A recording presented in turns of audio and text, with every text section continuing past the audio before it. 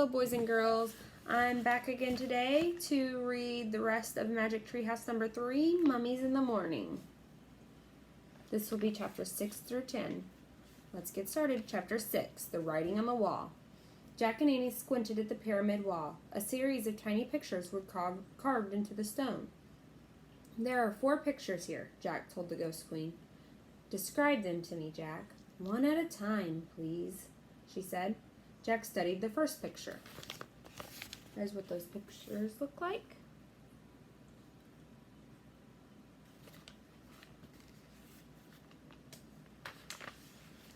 Okay, he said. The first one is like this. He made a zigzag in the air with his finger. Like stairs?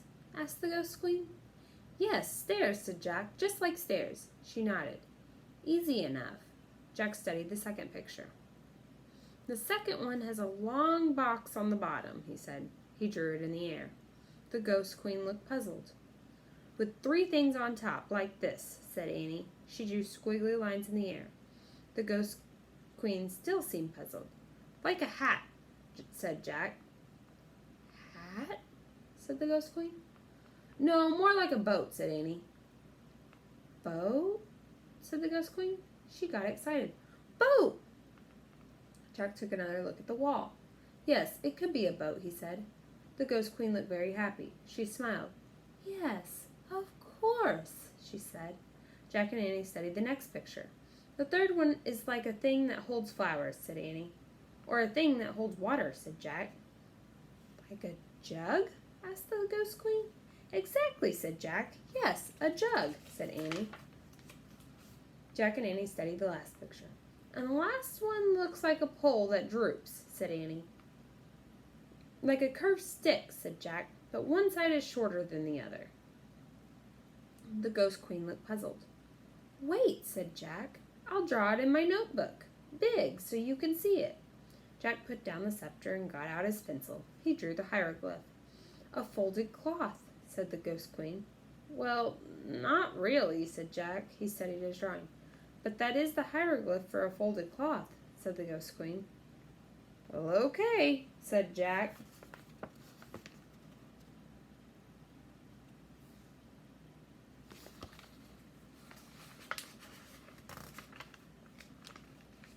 He looked at the 4th hieroglyph again.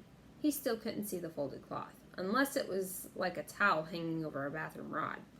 So that's all of them, said Annie.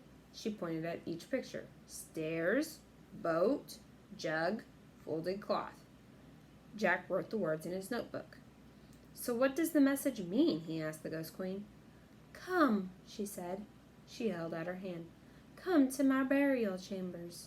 And she floated away. Chapter 7, The Scroll. Jack put the scepter and his notebook and pencil into his pack. He and Annie followed the Ghost Queen deeper into the pyramid, until they came to some stairs. The stairs, said Jack and Annie. The Ghost Queen floated up the stairs. Jack and Annie followed. The Ghost Queen floated right through a wooden door. Jack and Annie pushed on the door. It opened slowly. They stepped into a cold, drafty room. The Ghost Queen was nowhere in sight. Dim torchlight lit the huge room. It had a very high ceiling. On one side was a pile of tables, chairs, and musical instruments. On the other side of the room was a small wooden boat. The boat, said Jack. What's it doing inside Queen Hutepi's pyramid? Asked Annie. Maybe it's supposed to carry her to the next life, said Jack. He and Annie went over to the boat. They looked inside it. The boat was filled with many things. Gold plates, painted cups, jeweled goblets, woven baskets, jewelry with bluestones, small wooden statues. Look, said Jack. He reached into the boat and lifted out a clay jug. The jug, said Annie. Jack looked inside the jug. Something's in here, he said. What is it? Asked Annie. Jack felt down inside the jug. It feels like a big napkin, he said. The folded cloth, said Annie. Jack reached into the jug and pulled out the folded cloth.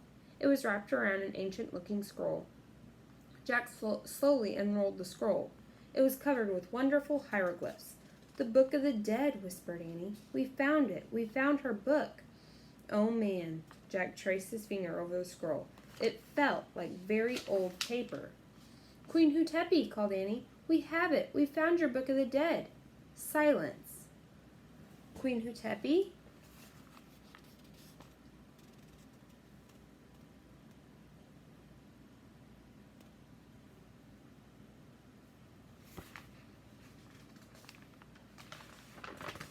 Then another door on the other side of the chamber creaked open. In there, said Annie. Maybe she's in there. Jack's heart was pounding. Cold air was coming through the open doorway. Come on, said Annie. Wait. No, said Annie. She's waiting 1,000 years for her book. Don't make her wait any more. Jack put the ancient scroll into his backpack. Then he and Annie slowly started to cross the drafty room. They came to the open door. Annie went through first. Hurry, Jack, she said. Jack stepped into the other room. It was nearly bare, except for a long gold box. The box was open.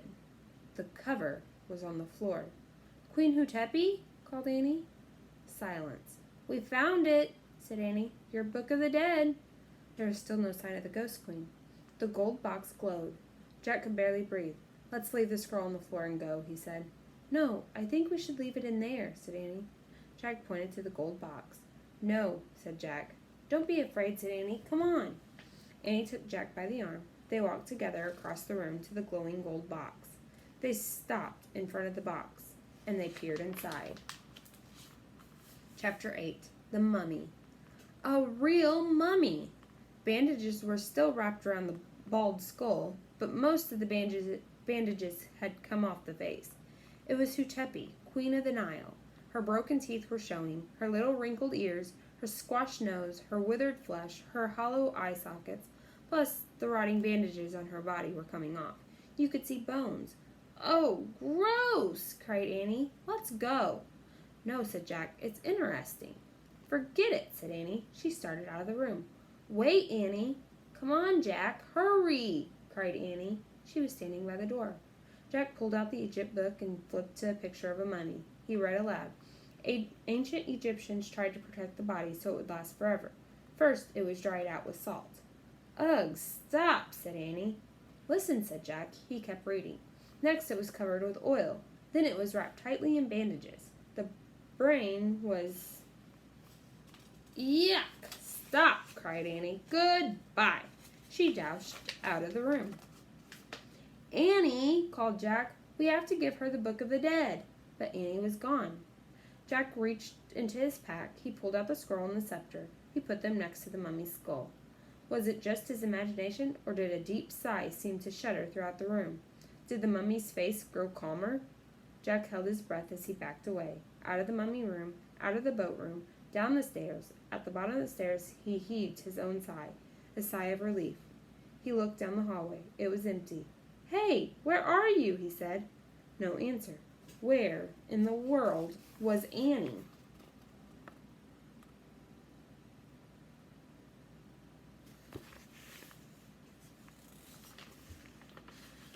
Jack started down the hallway. Annie, he called. Had she run out of the pyramid? Was she already outside? Annie! Help! Jack!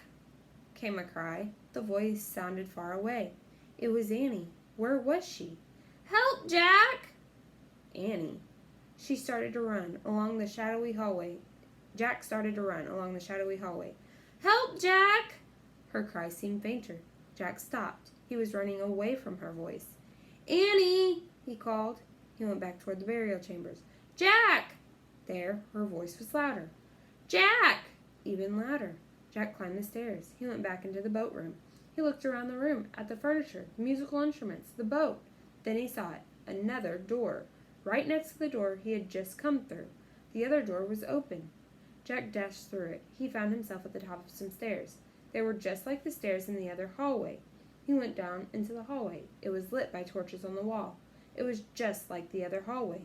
Annie! He called. Jack! Annie! Jack! She was running through the hallway toward him. She crashed into him. I was lost! She cried. I think this is one of those false passages built to fool the tomb robbers, said Jack. A false passage, said Annie, panting. Yeah, it looks just like the right hallway, said Jack. We have to go back into the boat room and out the right door. Just then they heard a creaking noise. Jack and Annie turned around. They looked up the stairs. Then they watched in horror as the door slowly creaked shut. A deep sound rumbled in the distance, and all the torches went out. It was pitch dark. Chapter 9. Followed the leader. It was pitch dark. What happened? Asked Annie. I don't know. Something weird, said Jack. We have to get out of here fast. Push against the door. Good idea, said Annie in a small voice. They felt their way through the darkness to the top of the stairs. Don't worry. Everything's going to be okay, said Jack. He was trying to stay calm. Of course, said Annie. They leaned against the wooden door and pushed. It wouldn't budge. They pushed harder. No use. Jack took a deep breath. It was getting harder to breathe and harder to stay calm. What can we do? Asked Annie. Just rest a moment, said Jack, panting. His heart was pounding as he tried to see through the darkness. Maybe we should start down the hall, he said. Maybe we'll eventually come to an exit? He wasn't sure about that, but they had no choice. Come on, he said. Feel the wall. Jack felt the stone wall as he climbed slowly down the stairs. Annie followed. Jack started down the dark hallway. It was impossible to see anything, but he kept going, taking one step at a time, moving his hand along the wall. He went around a corner. He went around another corner. He came to some stairs. He went up. There was a door. He pushed against it. Annie pushed too. This door wouldn't budge either. Was this the same door they had started at? It was no use. They were trapped. Annie took his hand in the dark. She squeezed it. They stood together at the top of the stairs, listening to the silence.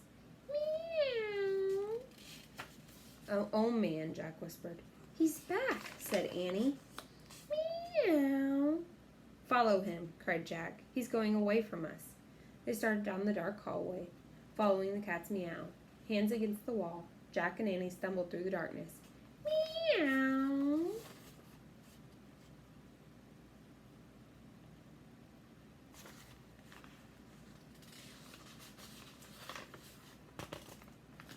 They followed the sound all the way through the winding hallway, down, down, down, around one corner, then another, and another. Finally, they saw a light at the end of the tunnel. They rushed forward, out into the bright sunlight. Yay! Annie cried. But Jack was thinking. Annie, he said, how did we get out of the false passage? The cat, said Annie. But how could the cat do it? Asked Jack. Magic, said Annie. Jack frowned. But look, said Annie. She pointed. The cat was bounding away over the sand. Thank you, called Annie. Thanks, Jack shouted at the cat. His black tail waved. Then he disappeared in the shimmering waves of heat. Jack looked toward the palm trees. At the top of one sat the treehouse, like a bird's nest. Time to go home, Jack said. He and Annie set off for the palm trees. It was a long, hot walk back. At last, Annie grabbed onto the rope ladder, then Jack. Once they were inside the treehouse, Jack reached for the book about Pennsylvania. Just then, he heard a rumbling sound, the same sound they had heard in the pyramid. Look, Annie said, pointing out the window. Jack looked. A boat was beside the pyramid. It was gliding over the sand, like a boat sailing over the sea. Then it faded away, into the distance. Was it just a mirage, or was the Ghost Queen finally on her way to the next life? Home, Jack, whispered Annie. Jack opened the Pennsylvania book. He pointed to the picture of Frog Creek. I wish we could go home, he said. The wind began to blow. The leaves began to shake. The wind blew harder. It whistled louder. The treehouse started to spin. It spun faster and faster. Then everything was still. Absolutely still. Chapter 10. Another Clue. Late morning sunlight shone through the treehouse window. Shadows danced on the walls and ceiling. Jack took a deep breath. He was lying on the floor of the treehouse. I wonder what Mom's making for lunch, said Annie. She was looking out the window. Jack smiled. Lunch, Mom, home. It all sounded so real, so calm and safe. I hope it's peanut butter and jelly sandwiches, he said. He closed his eyes. The wood floor felt cool. Boy, this place is a mess, said Annie. We'd better make it neater, in case M comes back. Jack had almost forgotten about M. Would they ever meet the mysterious M? The person who seemed to own all the books in the treehouse? Let's put the Egypt book on the bottom of the pile, said Annie. Good idea, said Jack. He needed a rest before he visited any more ancient tombs. Let's put the dinosaur book on top of the Egypt book, said Annie. Yeah, good, said Jack, and a long rest before he visited another Tyrannosaurus Rex. The castle book can go on the very top of the pile, said Annie. Jack nodded and smiled. He liked thinking about the knight on the cover of the castle book. He felt as if the knight were his friend. Jack, said Annie, look. Jack opened his eyes. She was pointing at the wooden floor. What is it? He asked. You have to see for yourself. Jack groaned as he got up. He stood next to Annie and looked at the floor. He didn't see anything. Turn your head a little, said Annie. You have to catch the light just right. Jack tipped his head to one side. Something was shining on the floor. He tipped his head a bit more. A letter came into focus. The letter N. It shimmered in the sunlight. This proved the treehouse belonged to N.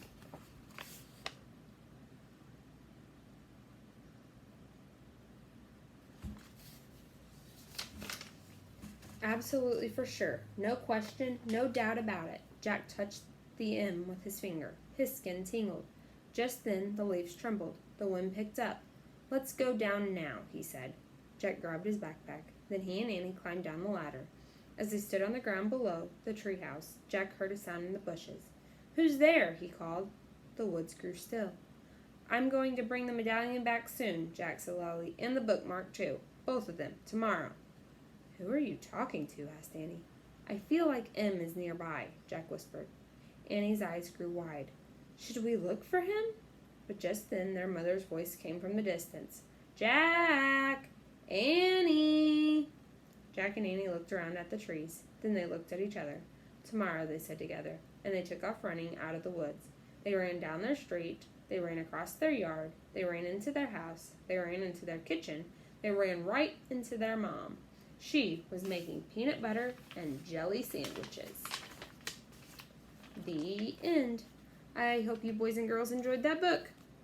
Bye.